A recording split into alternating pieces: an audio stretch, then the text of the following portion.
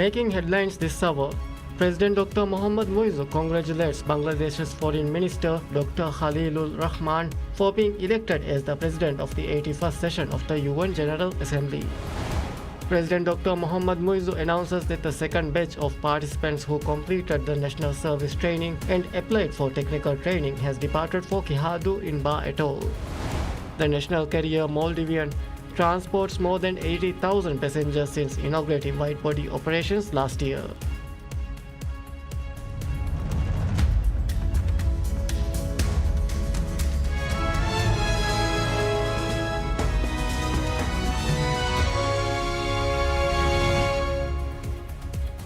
Bismillahirrahmanirrahim. Assalamu alaikum. Welcome to PSM News in English with me, Hafiz Abdul Sattar.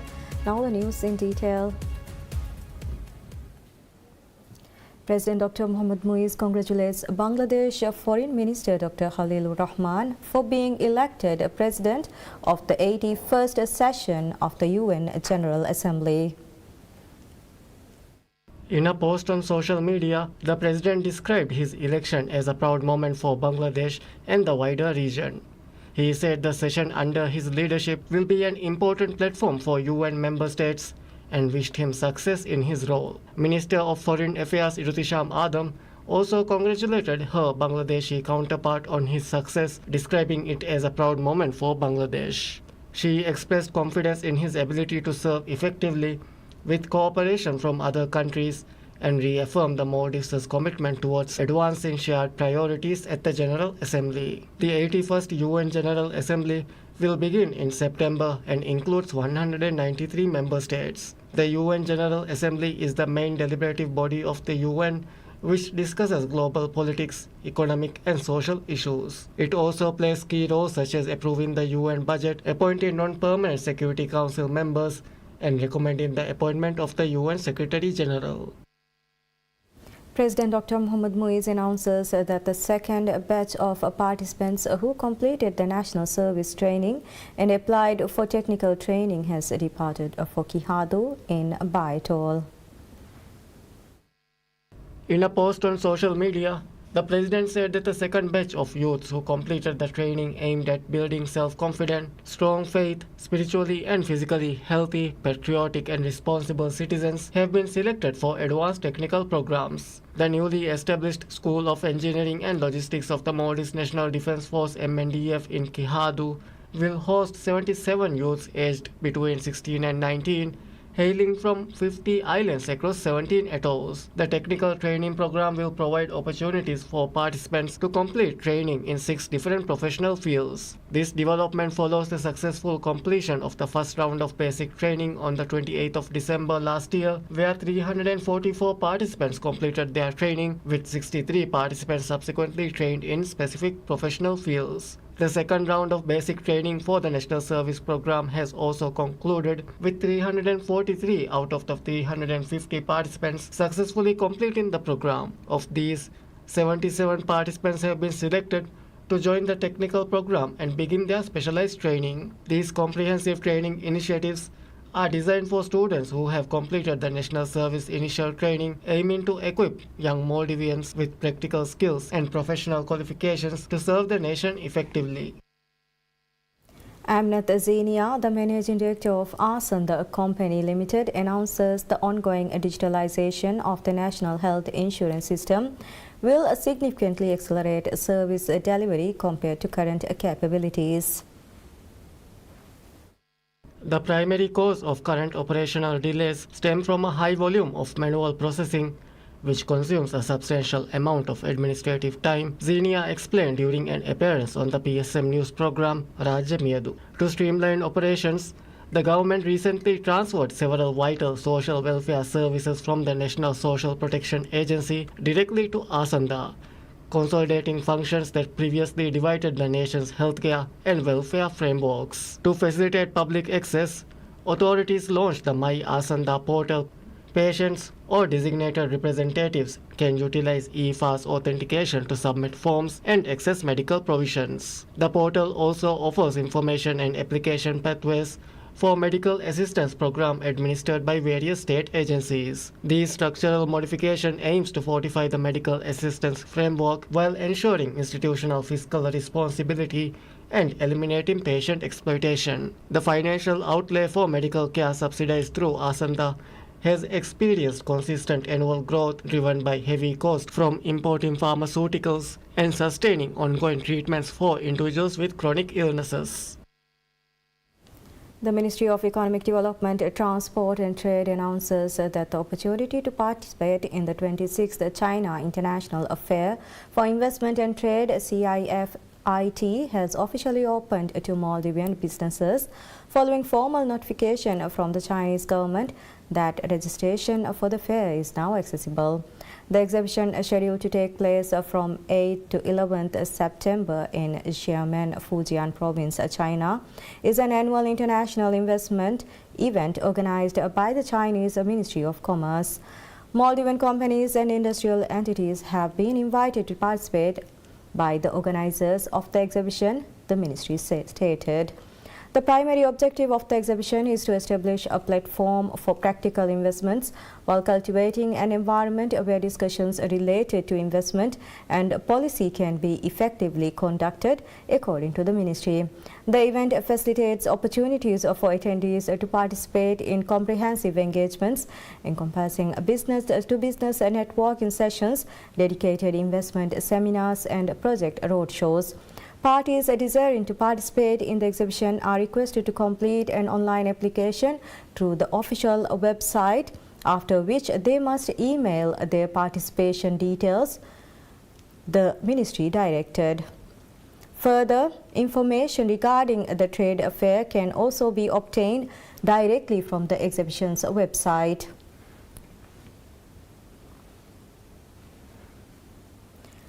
Ibrahim Iyas, a managing director of Island Aviation Services Limited, announces on a special PSM News broadcast that the national carrier Maldivian transported more than 80,000 passengers since inaugurating wide-body operations last year. The expansion fulfills a pledge by President Dr. Mohammad Muizzu. On January 6th of last year, the airline introduced a 264-seat Airbus A330-200, initially launching routes to 3 destinations in China, where it carried over 40,000 tourists, including 20,000 first-time visitors. Navigating fluctuating demand, the single aircraft has executed scheduled and chartered flights to India, Bangladesh, Malaysia, Saudi Arabia, Australia, and religious services to Makkah for Hajj and Umrah pilgrims. Broadening Maldivians' international scope remains a primary government objective. In alignment with commitments by President Muizzu, the government is preparing to acquire an additional wide-body aircraft. Officials confirm that Island Aviation is working to ensure the arrival of this second aircraft to the country by the latter part of this year. Maldives Airports Company Limited (MSCL) issues an advisory urging travellers to exercise caution and plan their journeys carefully, as Velana International Airport (VIA) anticipates a significant congestion during the return of Hajj pilgrims over the coming days. In a statement posted on social media, MSCL warned that a large number of passengers, including returning pilgrims and other travelers, will arrive at the airport during the designated return days following this year's Hajj pilgrimage. MSCL emphasized that this surge in passenger volume is expected to create substantial pressure on airport facilities, particularly parking areas and surrounding traffic. The returning pilgrims are scheduled to arrive in 4 separate flights across 4 consecutive days.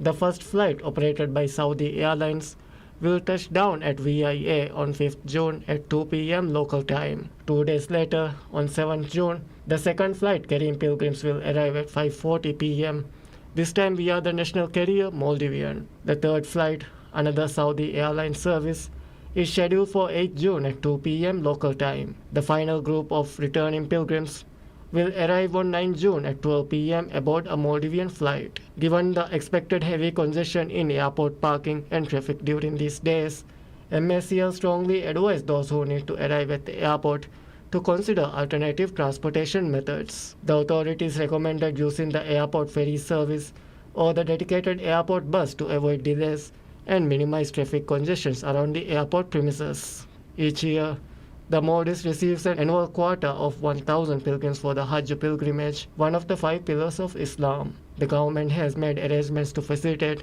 the Hajj pilgrimage according to their queue order among those who have completed their Hajj payments under this quota system. Prosecutor General Abbas Sharif emphasizes that robust systems of intelligence sharing and joint investigations among law enforcement agencies across countries represent the most effective means of preventing criminals from fraudulently extorting money from unexpected victims.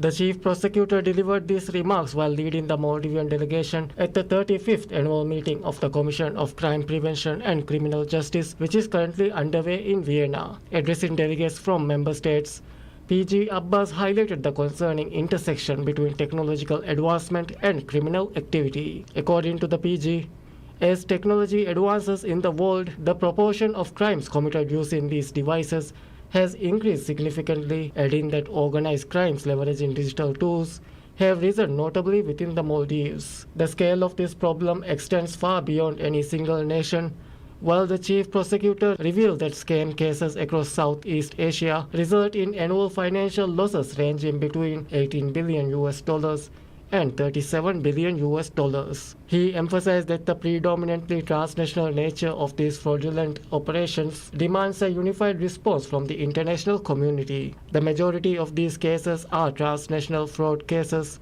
and preventing such scams should not be seen as a separate task for countries, he asserted.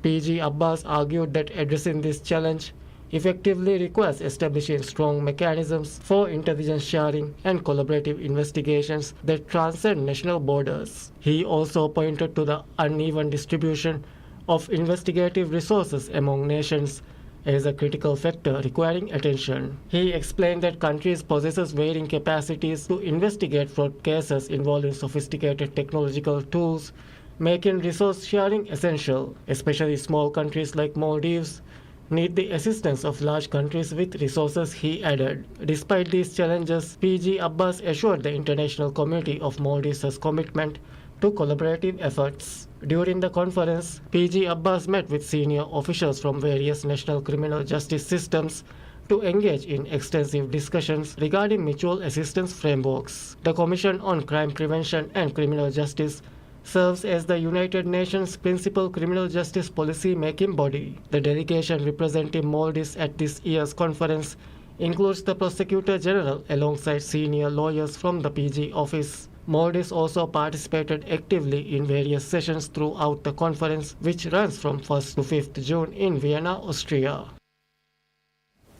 Dirag has been awarded Telco of the Year Small Markets at the Twimbit Telecom Awards 2026. The company announces, cementing its position as the Maldives' most advanced digital service provider and highlighting its service quality internationally. The award recognizes Asian telecommunications and technology companies for pioneering innovations, driving financial progress, perfecting customer experience, and spearheading digital advancements. Competing against numerous firms serving emerging and small markets across Asia, the victory underscores Dirag's pivotal industry contributions, representing a significant triumph for its efforts to shape the nation's digital future through technological innovation, enhanced network quality, and a strengthened customer experience. Ismail noted that over the past year, Dirag realized a critical milestone in the telecommunications history of the Maldives by successfully completing the rollout of fiber broadband services to all inhabited islands. Backed by sustainable investment, the company continues to undertake crucial initiatives aimed at bolstering the country's social and economic advancement through digital resources, working to construct a digital Maldives.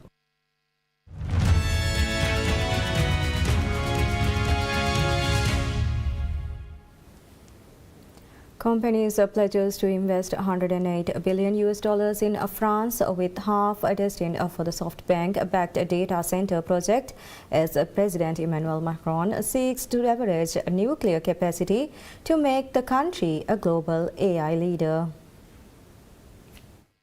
Macron said that 71 projects being unveiled at this year's Choose France summit marked a record year for foreign investment and were expected to create more than 15,600 jobs at a time when the unemployment level, which remains higher than the EU average, has recently crept above 8%. Japanese tech investor SoftBank will spend 45 billion euros to build 3 data centers with a combined capacity of 3.1 gigawatts in the Hauts-de-France region by 2031. That investment could potentially rise to 75 billion euros, SoftBank CEO Masayoshi Son said ahead of Macron's annual gathering of the global corporate elite, which opened at the former royal palace at Versailles. Macron is seeking to capitalize on France's fleet of 57 nuclear reactors and growing electricity surplus to market the country as a hub for the AI sector and the power-thirsty data centers required to meet the new technology's computing needs.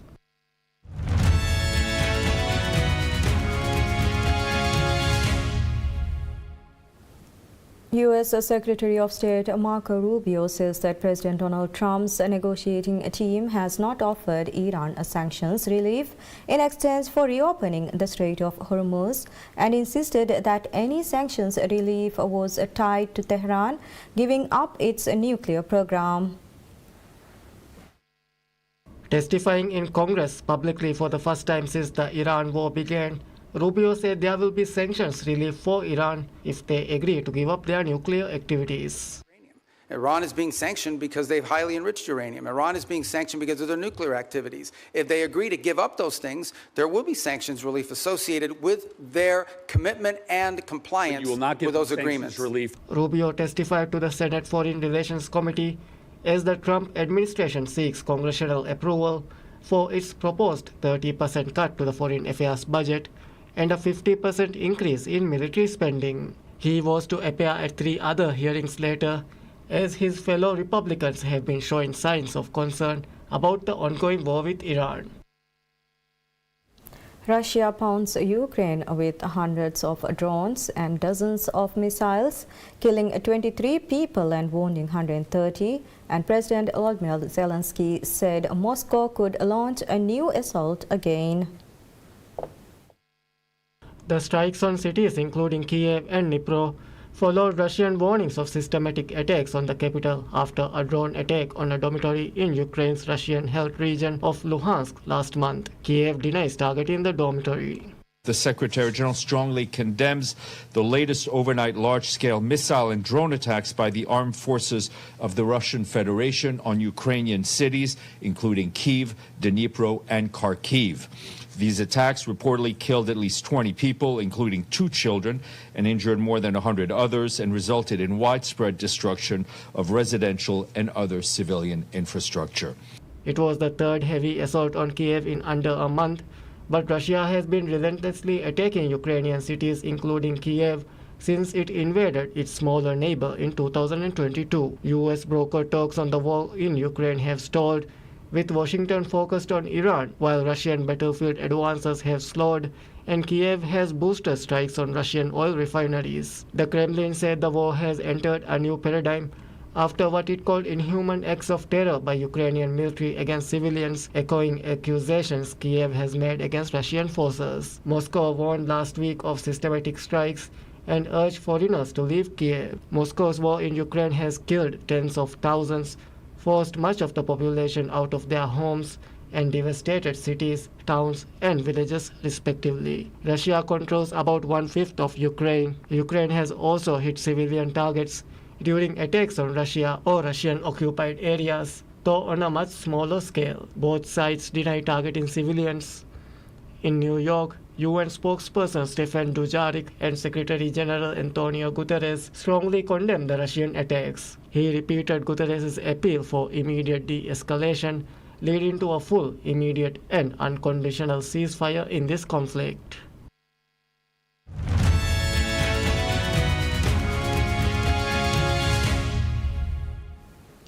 The Brazil 2026 World Cup squad touches down to a striking welcome in the U.S. as the plane was greeted by a rainbow at Newark Liberty International Airport.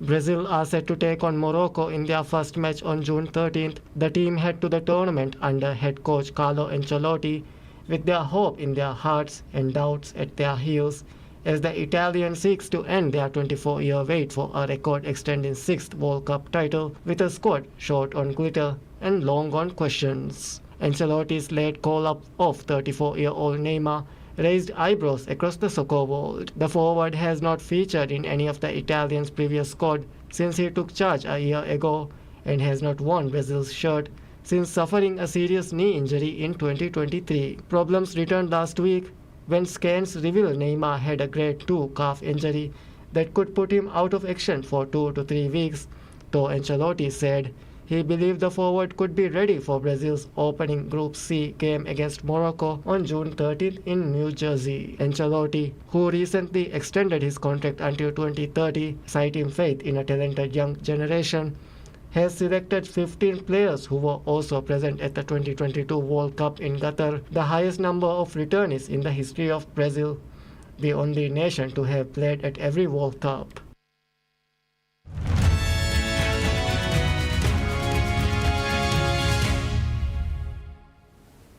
What if the freshest salad in your kitchen did not come from a field or supermarket shelf, but from a small indoor farm on your countertop?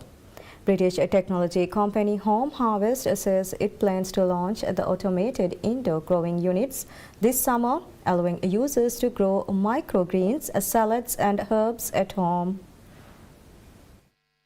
Home Harvest said its smart farm use connected growing technology to automate lighting, watering, temperature and humidity, with users selecting crops through an app. Well, we've created two things. We've created what we call smart farms, that are these incredible units that you put in your home, and they allow you to grow food in an incredibly easy way. They control the temperature, the humidity, the light. All you have to do is add water, and we've created these amazing seed mats. And these mats contain all of the seeds that somebody needs for different crops, and they simply put the mat inside the unit as if you were putting a coffee capsule in a machine. You shut the door and the rest it's taken care of, and they grow. And as you can see behind me in the units, we've got crops there that are only about 8 to 10 days old.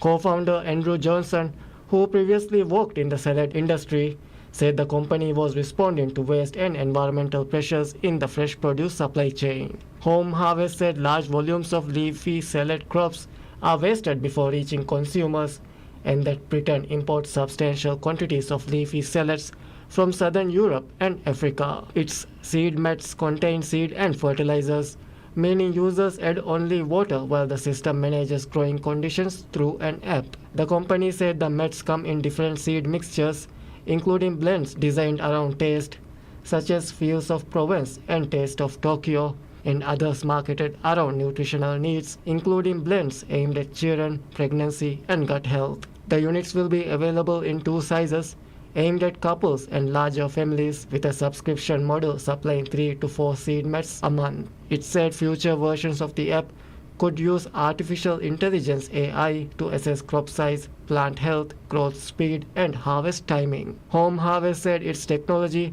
was used last year by 2 rovers during a 6-month, 7,000-mile Pacific crossing to supplement their nutrition. And that's all we have for this hour. Thank you for watching. Wish you all a very pleasant time ahead.